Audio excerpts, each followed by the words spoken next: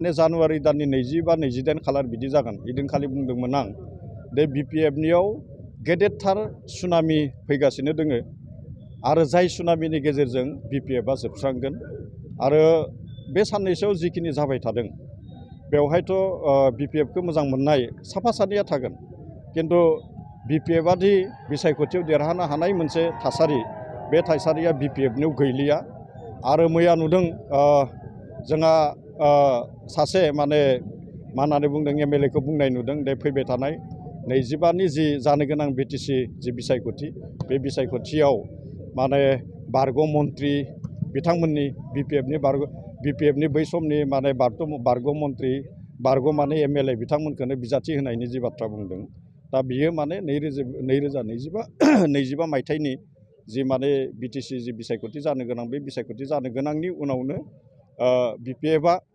नैबेवहाय मा होननानै बुंदों जायखौ जोङो असमियावबो बुङो हिन्दीयावबो बुङो अतीत होननानै बुङो माने पास्ट बेयो पास्ट जागोन आरो बेवहाय जेबो भबिष्यत थानाय नङा जेबो इयुन थानाय नङा।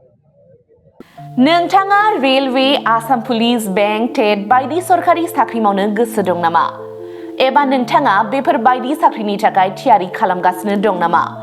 नोंथाङा railway, Assam police, banking, SSC, Assam direct recruitment, TET बायदिनि आनजादखौ खनले होदोंब्लाबो जाफुंसारनायखौ मोननो हायाखै नामा? जुदि नोंथाङा railway, Assam police, banking, SSC, Assam direct recruitment, TET cum recruitment आनजादनि थाखाय थियारि खालामगासिनो दङब्ला नोंथांनि थाखाय लानानै फैदों मोनसे मोजां रादाब। लास्ट ईयर से प्रिपरेशन स्टार्ट किया बट कोचिंग ज्वाइन करने के बाद ही मेरा एग्जाम क्लियर हुआ तो मेरा इस साल 3 एग्जाम का प्री क्लियर हुआ CHSL का प्री क्लियर हुआ फिर IPS PO का मेरा प्री क्लियर हुआ है और CGL का भी मेरा प्री क्लियर हुआ है तो अभी मैं मेंस का प्रिपरेशन कर रहा हूँ। क'क्राझार सहरनि RNB road ward number 6 Sai Baba मन्दिर एबा एयारटेल अफिसनि साखाथियाव दङ IBT कचिं इनस्टिट्यूटआ। IBT कचिं इनस्टिट्यूटआव banking, SSC, railways, defence, TET आरो गुबुन सरकारि साख्रिफोरनि आनजादनि कचिं होनाय जायो आरो बेनि मुं थिसननाया दासान्दि सोलिगासिनो दङ। आं नाजाथाय मेथ्सफोराव उइकफोरमोन ओमफ्राय दा बाहायनाया एसे गोख्रों जाबाय आरो बाहाय CA क्लासबो जायो माने सामफ्राम कारेन्ट एफेयारफोर जानाय मालाबा जानाय जिउमा जानाय बिदिखौ मोनगोन ओमफ्राय रिजनिंफोर इंग्लिश क्लास जाजोबो गासैबो। मेरा क्वांट में एक्चुअली खराब था इसलिए मेरा ज़्यादातर एग्जाम में क्वालिफाई नहीं कर पा रहा था और कॉन्फिडेंट भी नहीं था।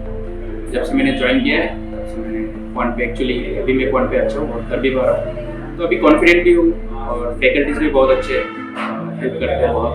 IBT कचिं इनस्टिट्यूटआव मुं थिसननायनि गोबां मुलाम्फाफोरखौ नोंथाङा मोननो हागोन जेरै ल' course fees, specially daily current affairs classes, lifetime membership card, weekly 5 to 6 days classes, comprehensive study materials, regular online and offline mock test, Make My Exam app, flexible class timings, doubt clearing session. बेफोर गासै सुबिदाफोरखौ नोंथाङा IBT coaching इनस्टिट्यूटआव मोननो हागोन। अब्ला थाबैनो मुं थिसनदो। आबुङै मिथिनो थाखाय 9387277188 एबा 91013258449 आव सोलाद लानो हागोन।